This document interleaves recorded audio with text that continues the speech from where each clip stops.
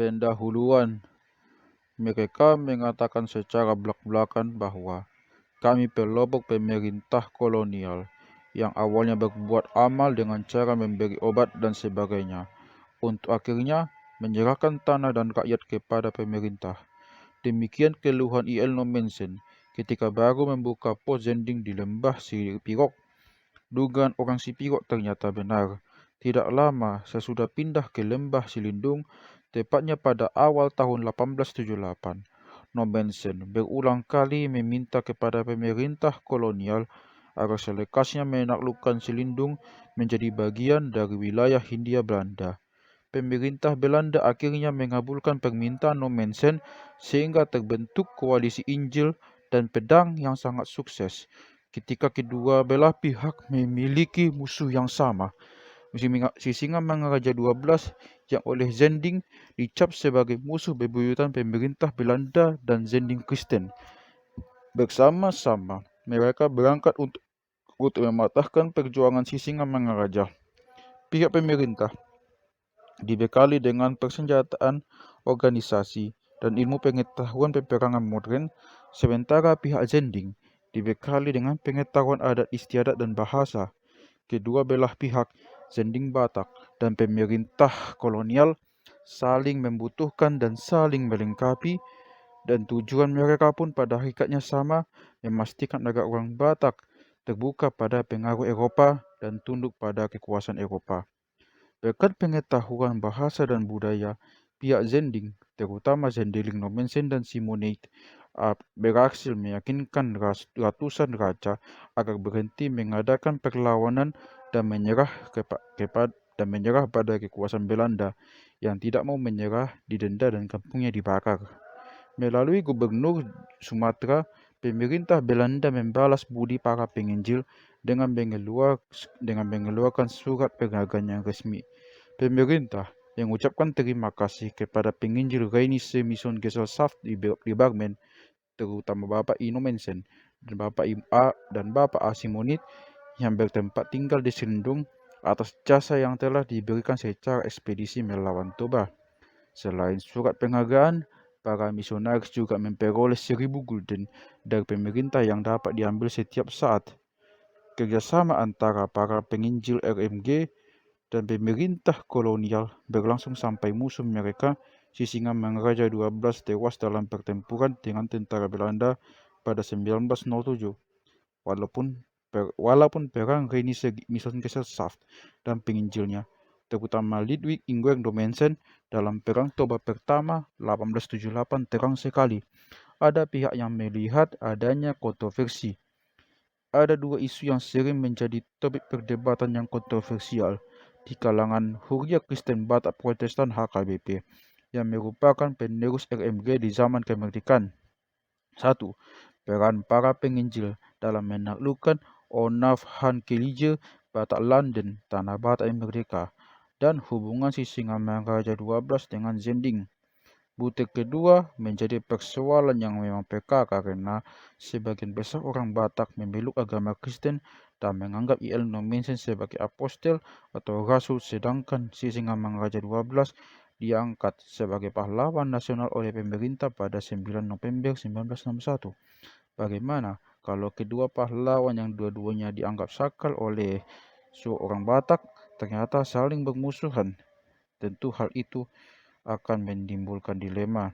Dr. W.B. Sijawat pada tahun 1982 penulis buku berjudul Au Sisingamangaraja, Arti Historis, Politis, Ekonomi, dan Religius Sisingamangaraja 12 berusaha keras untuk meluruskan dilema itu dengan mendamaikan kedua tokoh sakral tersebut dan juga berusaha untuk mengesampingkan peran Zending dalam penaklukan tanah Batak yang masih merdeka.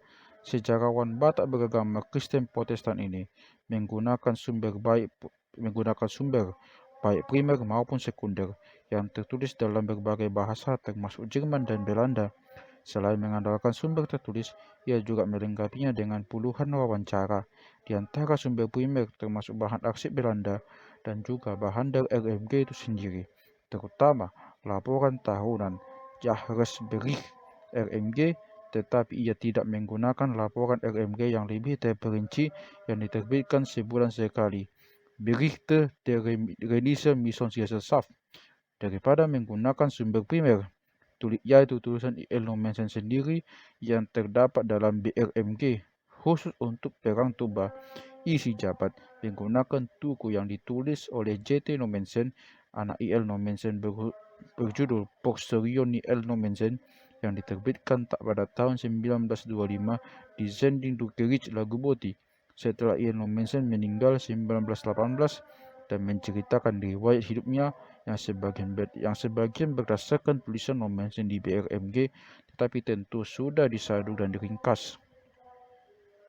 Dalam bab 6, pertarungan rakyat Sumatera Utara bersama Sisingamangaraja melawan Belanda, butir 1-11 halaman 151-186 membahas Perang Toba I, dan bab itu sangat diwarnai oleh sumber sekunder Porcerion IL Nommensen. Sayang, si jabat tidak memanfaatkan sumber primernya yaitu laporan Nommensen dalam BRMG. Padahal BRMG merupakan sumber sejarah Batak yang tak ternilai yang menceritakan sejarah Batak dari sudut pandang Zending selama lebih dari 50 tahun di atas sekitar 10.000 halaman. Tampaknya hingga kini laporan lengkap IL Nommensen tentang Perang Toba I tidak pernah digunakan untuk penulisan sejarah Batak, hingga dirasakan perlu untuk menerbitkan ulang catatan Nommensen tentang Perang Toba dalam terjemahan bahasa Indonesia. Si jabat tidak berniat menuliskan sejarah secara objektif. Dengan sangat jelas, ia memperlihatkan sikap pro-Zending, pro-Sisingamangaraja, dan anti-Belanda. Belanda digambarkan sebagai orang yang cerdik, halaman 157, memiliki tangan kotor, 158, hendak memanfaatkan Nommensen, menggunakan tindakan keganasan, 171, mengadakan kegiatan ganas, 171, tujuannya didorong oleh keserakahan ekonomi dan militer dan pada pasukan Belanda, demikian tulisnya, yang menonjol hanya unsur kebinatangan manusia. 179. Walaupun Nommensen pada Perang Toba I mendampingi pasukan Belanda dari hari pertama sampai hari terakhir, dan walaupun ia sangat berperan dalam pecahnya perang tersebut, Nommensen dan pihak Zending jarang sekali disebut oleh si jabat, dan kalaupun disebut, maka Nommensen dan kawan-kawannya digambarkan secara serba positif. Si jabat berusaha keras meyakinkan pembaca bukunya bahwa kehadiran bukan dengan rangka peperangan, bukan dalam rangka penjajahan. Nommensen melakukan berbagai usaha untuk mengelakkan pertumpahan darah, 165. Berulang kali mengatakan kesedihannya menempuh jalan damai, 166. Tidak dapat menyetujui tindakan kekerasan yang digunakan oleh Belanda, 159, dan merasa sedikit sekali melihat kampung-kampung Batak dibakar Belanda. Nommensen akhirnya merasa pusing kepala dan terpaksa membaringkan dirinya di dekat sebatang pohon ara di dekat Painduan. Hasil pekerjaannya sejak tahun 1876 di Toba pastilah akan mengalami kesulitan akibat tindakan kekerasan Belanda ini. Pihak Nommensen bersama Zendeling lain yang memanfaatkan yang memang terjepit dalam keadaan ini, maksudnya Perang Toba UK, masih berusaha untuk mengelakkan pertumpahan darah. Si jabat tidak menafikan bahwa Nommensen memanggil Belanda ke Silindung, tetapi ia berargumentasi bahwa Belanda bagaimanapun sudah bertekad masuk ke Silindung, sehingga Nommensen hanya bahan pelengkap saja dan bukan merupakan alasan sebenarnya mengirim serdadu ke Silindung. Kalaupun di samping laporan Nommensen kepada Belanda tentang rencana Sisingamangaraja untuk membunuh atau mengusir para penginjil dan semua orang beragama Islam, masih ada alasan lain mengapa Belanda masuk ke Selindung. Tetapi kesimpulan si jabat bahwa kedatangan Belanda ke Selindung itu ialah atas permintaan Nommensen tidak benar, bertolak belakang dengan laporan Nommensen sendiri. Si jabat lalu meneruskan argumentasinya. Nommensen masih berusaha sekuat tenaga untuk mendekati Residen Boyle dan Kontrolir Van Howell dan mengusulkan agar jangan mengadakan tindakan kekerasan. Pertumpahan darah dan kekerasan berlebihan memang dapat menonjolkan pihak Zending, namun para penginjil bukan secara mutlak anti kekerasan. Namun, bantuan Kristen yang dipersenjatai Belanda dan yang dikecam oleh surat-surat kabar Hindia Belanda karena tindakan mereka yang bengis dan keji dalam Perang Toba I dibela pihak Zending dengan kata-kata berikut. Memang benar bahwa mereka, pasukan bantuan Kristen UK, diperintahkan Belanda untuk membakar beberapa kampung. Kalau dalam perang memang ada pertumpahan darah. Hal itu perlu dimaklumi, di Eropa pun halnya demikian. Namun para penginjil selalu berusaha agar tidak ada pertumpahan darah yang berlebihan. Si jabat mengakui bahwa tidak semua orang Batak berpihak pada Sisingamangaraja. Semangat juang dari pihak rakyat tidak pernah mundur, kecuali semangat mereka yang mengkhianati perjuangan. Namun secara umum timbul kesan seolah-olah para raja secara bahu-membahu membela Belanda. Pihak Sisingamangaraja pun segera pula mengadakan reaksi. Raja-raja dan para panglima diajak bermusyawarah untuk menentukan apakah mereka bersedia melihat daerahnya dipreteli atau mengadakan perlawanan. Peristiwa ini terjadi pada tahun 1877. Mufakat pun tercapai untuk tidak membiarkan politik ekspansi Belanda berjalan terus. Kenyataan yang sebenarnya jauh lebih kompleks sebagaimana yang diceritakan si jabat. Pihak Zending melaporkan bahwa banyak daerah yang sudah berulang kali meminta kepada pemerintah Belanda agar wilayahnya dianeksasi. Raja yang memeluk agama Kristen rata-rata setuju kalau Selindung dimasukkan ke dalam wilayah kolonial Belanda, dan juga di antara raja yang masih berpegang pada agama nenek moyang, tidak semua anti Belanda.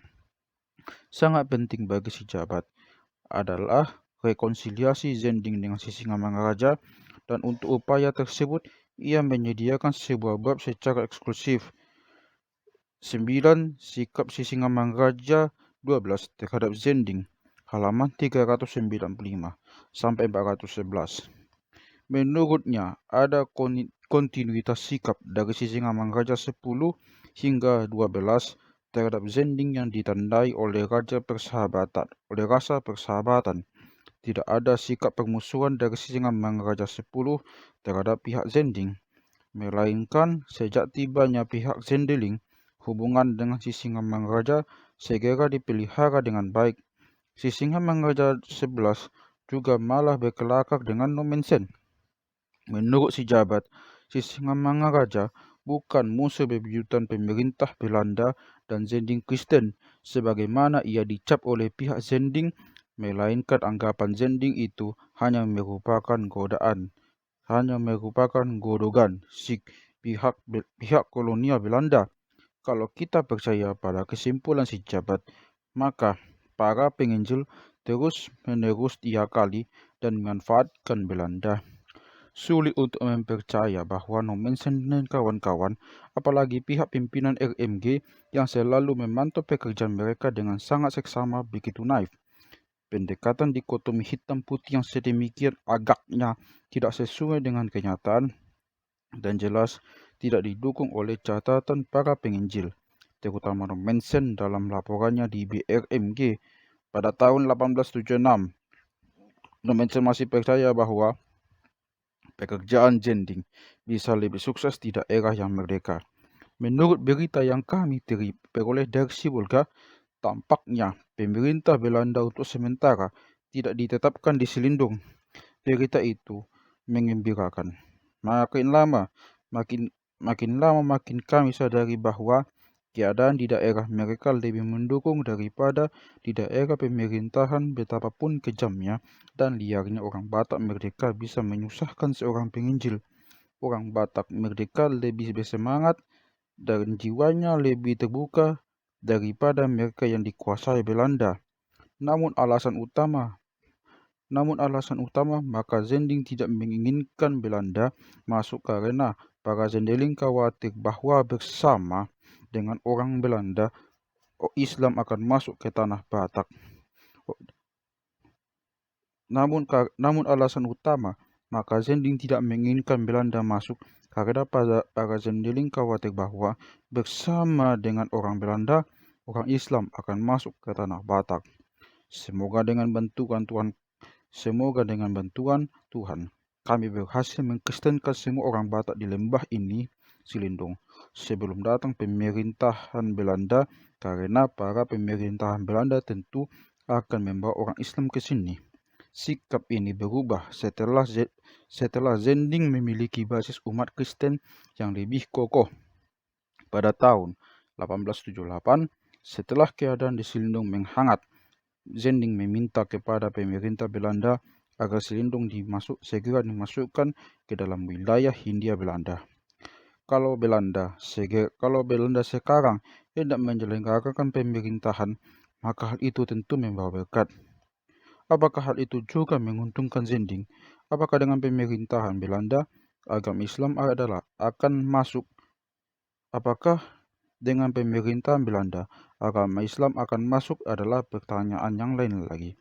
Oleh sebab itu, maka para misionaris belum pernah meminta agar Silindung dianeksasi. Kalau hal itu sekarang diminta, jelas pemerintahan Belanda juga sangat bermanfaat bagi Zending kita. Dan bila kelak kita harus bersaing dengan agama Islam, maka sekarang agama Kristen di Silindung sudah memiliki kemajuan yang susah terkejar. Ternyata Zending tidak menduga bahwa permintaan mereka agar pemerintah mengirim pasukan ke Silindung mendapat kecaman keras.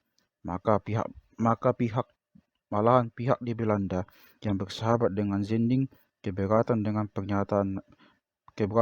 kenyataan bahwa penginjil kita meminta bantuan pemerintah Belanda.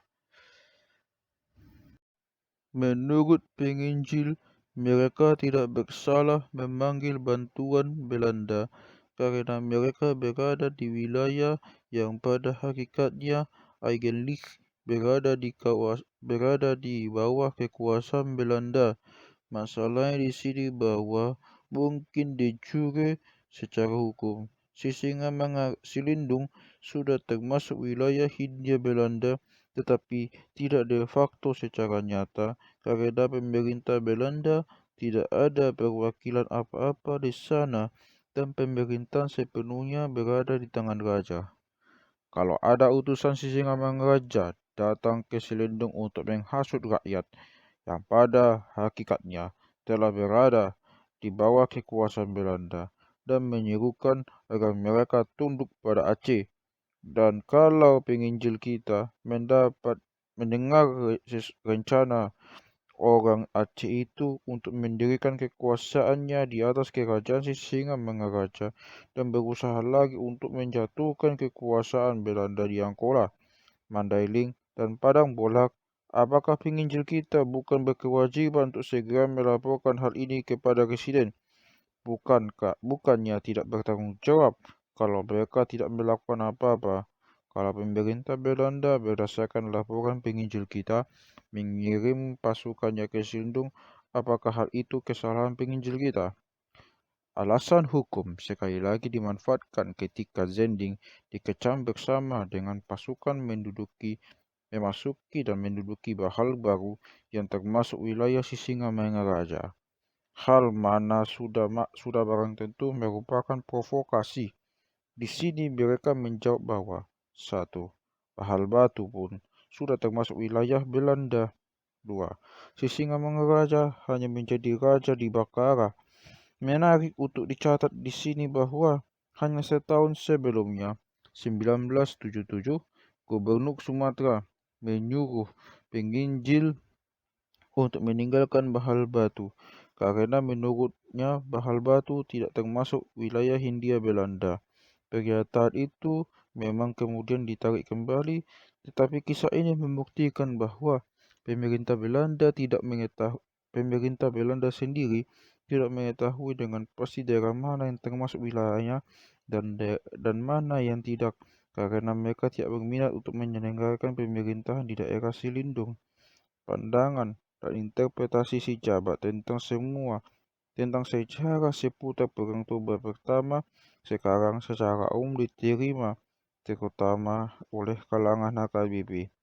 Di dalam salah satu makalah keluaran HKBP berjudul Pahlawan Nasional Indonesia Sisingamangaraja di Mata HKBP oleh Pendeta Rahman Tuamunte, Paraises HKBP Distrik 3 Humbang, disebutkan bahwa selama timbulnya bentrokan di antara Sisingamangaraja 12 dengan pemerintah Belanda, gereja atau Zending berada pada pihak ketiga yang mencoba mengadakan perjanjian perdamaian. Dengan demikian, pemerintah kolonial Belanda tidak sejajar dengan Zending dan gereja. Munte juga mengutip buku berjudul Abstraksi Sikh, Pelayanan Dr. Ingwer Nommensen di Tanah Batak. Waktu perang Raja Sisingamangaraja 12 melawan tentara Belanda, Nommensen mengambil sikap bijaksana dan netral. Tentu saja kepentingan Zending dan pemerintah Belanda, tetapi di berbagai bidang kepentingan mereka sejajar. Baik Zending maupun pemerintah kolonial melihatnya sebagai tugas mereka untuk membawa peradaban pada bangsa Batak yang mereka cap sebagai liar dan biadab. Para misionaris juga menekankan bahwa Belanda senantiasa mengandalkan Batak Kristen sebagai teman yang setia. Betapa orang Batak Kristen dapat diandalkan tampak jelas sekarang. Sebagai orang Islam, orang Batak tak mungkin menjadi rakyat yang patuh pada Belanda. Memang benar bahwa orang Silindung yang Kristen adalah teman setia Belanda dan bahwa pasukan mereka berperang bersama pasukan Belanda. Kesejajaran Zending dan pemerintah tampak pada bahasa yang digunakan Nommensen ketika ia menceritakan kembali perjalanannya mengikuti ekspedisi Toba. Ia secara konsisten menggunakan kata kami. Kata kami malahan digunakannya untuk kegiatan yang dilakukan tentara. Dari hal ini, ternyata betapa Nommensen mengidentifikasi diri dengan tentara. Sesudah Residen Boyle bersama Kolonel Engel naik ke sini bersama dengan 200 pasukan lagi, maka kami mulai menyerang. Sekitar 3 jam sore, kampung-kampung itu sudah di tangan kami. 10-12 laki-laki dan sekitar 70 perempuan jatuh ke tangan kami lalu ditawan. Di pihak kami, dua yang meninggal dan 12 yang cedera. Berpura-pura menjadi teman dan mengatakan takluk pada kami, sedangkan para pejuang di pihak Sisingamangaraja disebutnya sebagai musuh. Belum ada berita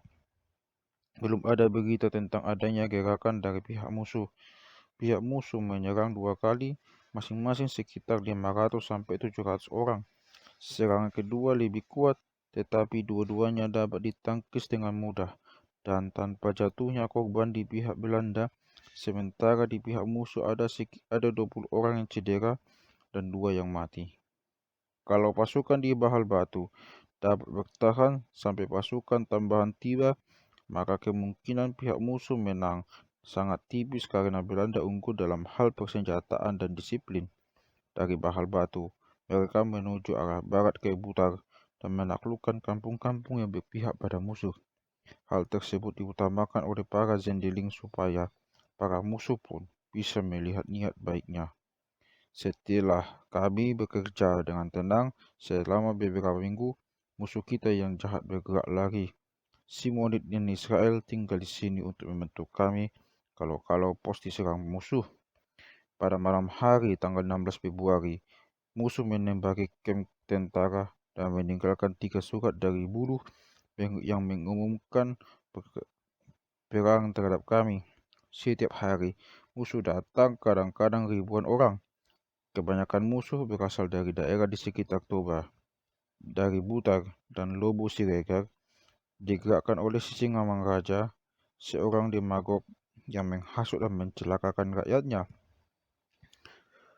Beberapa kali peluru masuk ke rumah pada malam hari. 2 kali musuh berusaha untuk membakarnya. Masih banyak lagi contoh dapat disebutkan yang menunjukkan bahwa para misionaris jelas berpihak pada Belanda dan menganggap para pejuang yang ingin mempertahankan kemerdekaannya sebagai musuhnya. Nommensen juga memuji para perwira dan pegawai administrasi Belanda. Berkat tangan Tuhan, demikianlah tulisnya penginjil Nommensen, dan hal ini menjadi tanda bahwa Tuhan menghendaki rakyat hidup dalam keadaan demikian.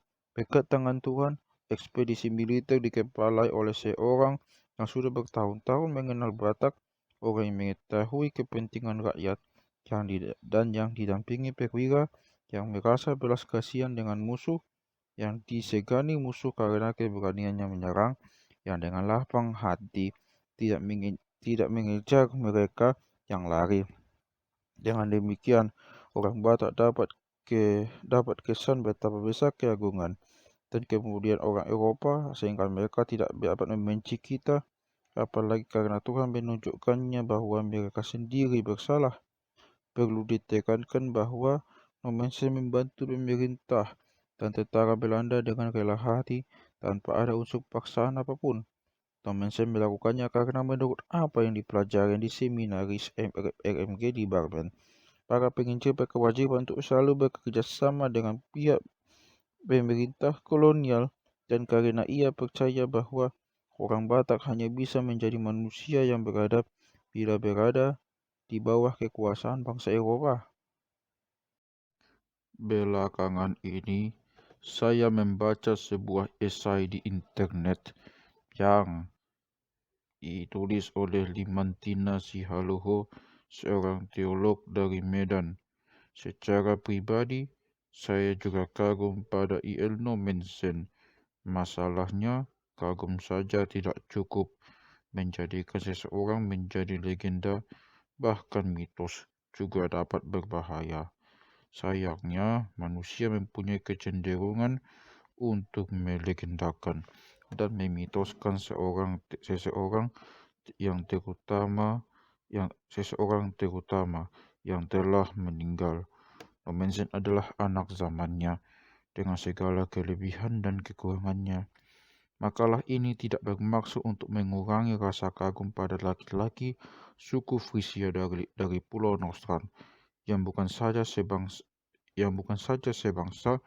tapi juga sesuku dengan saya, tetapi sebagai salah satu sumbangan agar I.L. Nommensen dan tokoh penginjilan Batak lainnya dipandang sebagai anak zaman dengan segala kelebihan dan kekurangannya, dan tidak sebagai tokoh legendaris.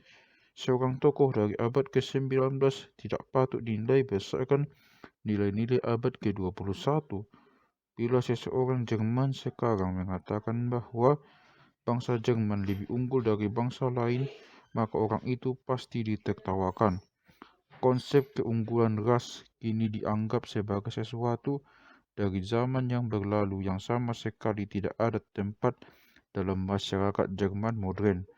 Pada awal abad ke-21, paham keunggulan ras Germania dianggap sebagai paham yang sesat, sementara pada abad ke-19 zaman Nommensen, keunggulan ras putih dianggap sebagai kenyataan. Nommensen dilahirkan pada tahun 1834 di Pulau Nostrand, yang bila diterjemahkan berarti pantai utara. Ketika ia berumur 14 tahun, gerakan demokrasi Jerman memberontak melawan kekaisaran, namun revolusi itu gagal.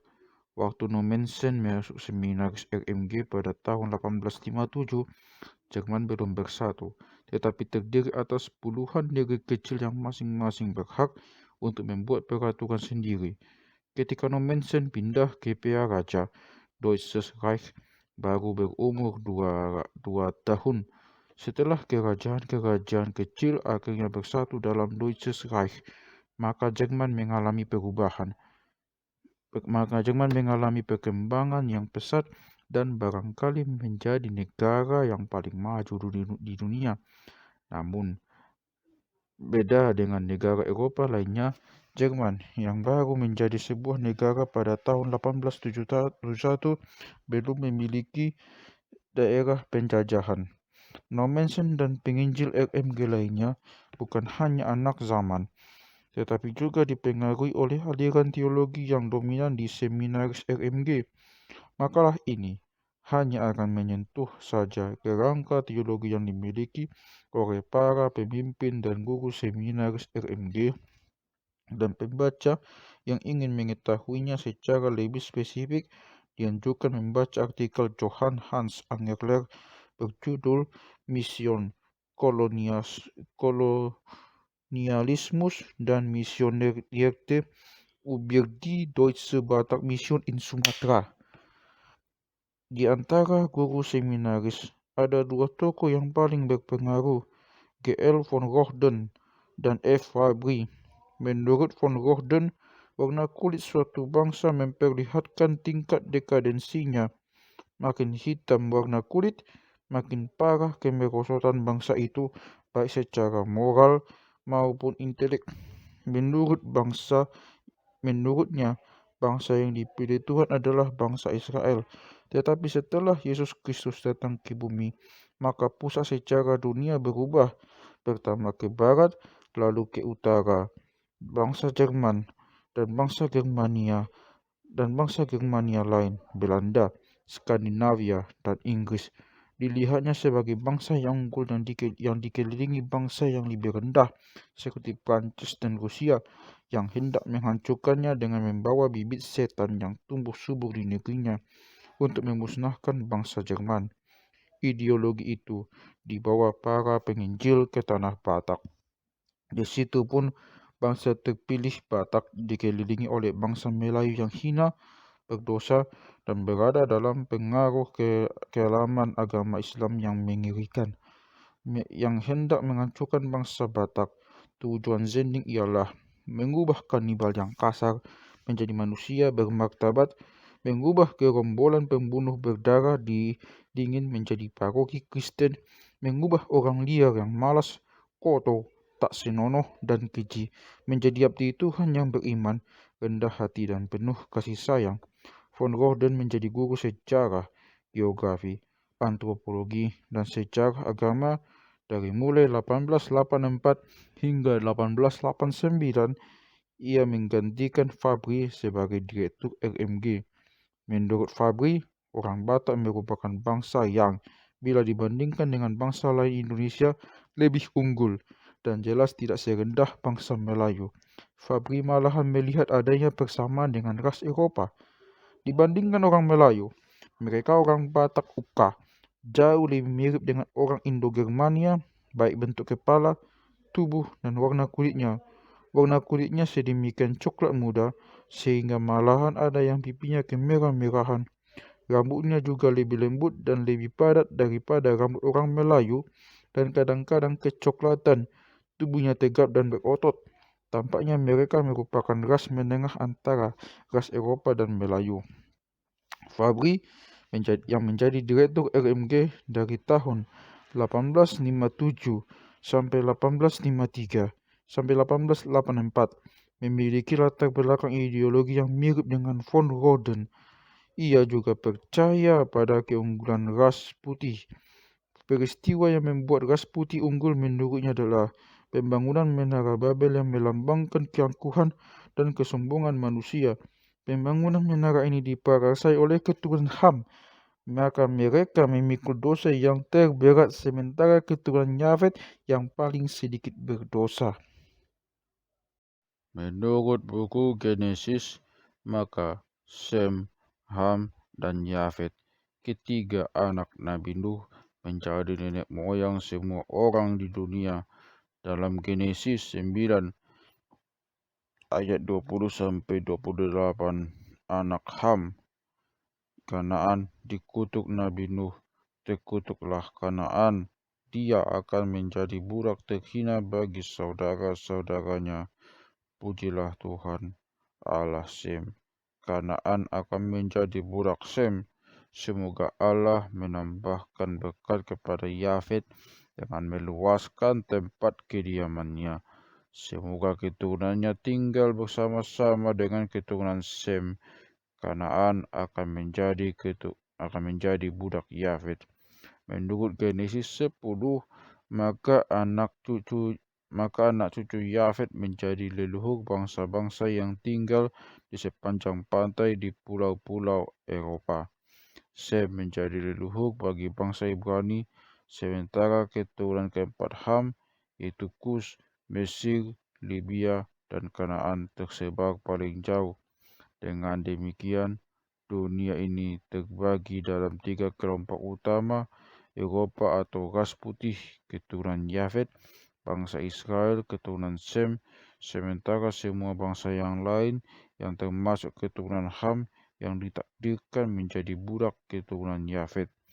Dengan demikian, menurut ideologi para teolog RMG, maka layak keturunan Yafet orang Eropa menjadi tanah keturunan Ham dan membuat penduduknya menjadi budaknya.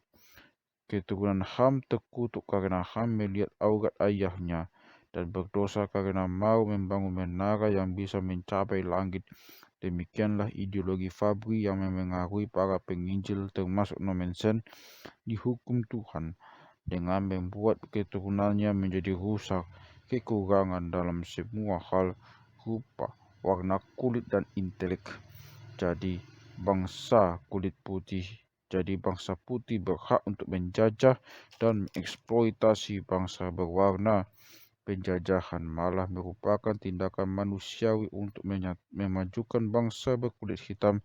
Salah satu cara untuk mengangkat martabat bangsa terkutuk itu adalah dengan mengkristenkan mereka supaya mereka menjadi lebih beradab. Akan tetapi, kendati pun mereka sudah beragama Kristen, mereka tetap lebih rendah daripada ras Eropa yang keturunan Yafet. Dengan demikian, tidak mengherankan bila para penginjil merasa lebih dekat kepada Belanda daripada kepada orang Batak. Si jabat dan pengarang lain sering menekankan adanya jarak antara penginjil RMG dan pihak Belanda karena bangsa mereka berbeda. Para penginjil RMG berbangsa Jerman, sementara pemerintah kolonial dijalankan oleh bangsa Belanda. Dengan demikian, begitu kesimpulannya, penjajah bukan kepentingan para penginjil. Hal itu keliru karena sebagaimana dijalankan di atas penjajahan bangsa kulit putih terhadap bangsa yang berwarna adalah hal yang penting demi mengangkat martabat bangsa keturunan Ham. Pihak penginjil RMG sama sekali tidak anti penjajahan, melainkan mendukungnya dengan penuh hati. Kita juga bisa melihat dari laporan para penginjil bahwa mereka tidak begitu membedakan antara Belanda dan Jerman dan lebih menekankan kepentingan bersama mereka dengan menggunakan istilah Eropa daripada Belanda. Hal yang paling penting adalah bahwa Toba keluar dari isolasinya, terbuka pada pengaruh Eropa, dan tunduk pada kekuasaan Eropa sehingga dengan sangat mudah sending kita bisa masuk. Memang ada kemungkinan bahwa orang Toba membenci orang Eropa setelah Belanda mengalahkan dan membakar kampung mereka, namun hal itu tidak terjadi. Perlu juga diingatkan bahwa orang Belanda waktu itu masih menamakan bangsanya Nederduits, Jerman rendah. Sementara Nommensen sendiri penutur asli bahasa Frisia yang merupakan salah satu dialek Jerman rendah yang sangat dekat dengan bahasa Belanda. Namun yang lebih penting lagi ialah kenyataan bahwa menurut ideologi rasis yang dianut di kalangan RMG, Belanda sebagai salah satu bangsa Germania merupakan bangsa yang sama unggul dengan bangsa Jerman. Sebagaimana jauh para penginjil mengidentifikasikan diri dengan para penjajah, tampak pada kutipan berikut. Untuk menilai benar salahnya penaklukan Toba yang dilakukan dengan begitu cepat dan dengan sangat sedikit biaya maupun jumlah korban, maka perlu diperhatikan butir-butir berikut. Rupanya, bagi Zending, jumlah korban di pihak musuh mereka atau pejuang Sisingamangaraja tidak perlu dihitung. Tidak diketahui dengan pasti berapa banyak orang yang meninggal di pihak pejuang Sisingamangaraja dan sekutunya serta di kalangan penduduk sipil. Paling tidak puluhan, namun lebih mungkin sampai beberapa ratus korban yang tewas, belum lagi yang cedera. Jumlah yang tidak sedikit, tetapi diungkapkan Zending dalam konteks ini malahan biaya perang. Kedekatan Nommensen dan para penginjil lain dengan penjajah sebenarnya tidak mengherankan mengingat pendidikan yang mereka peroleh di RMG. Fabri, Direktur RMG, menekankan agar para penginjil senantiasa menjalin kerjasama yang erat dengan pemerintah kolonial karena tujuan Zending dan pemerintahan kolonial pada hakikatnya sama.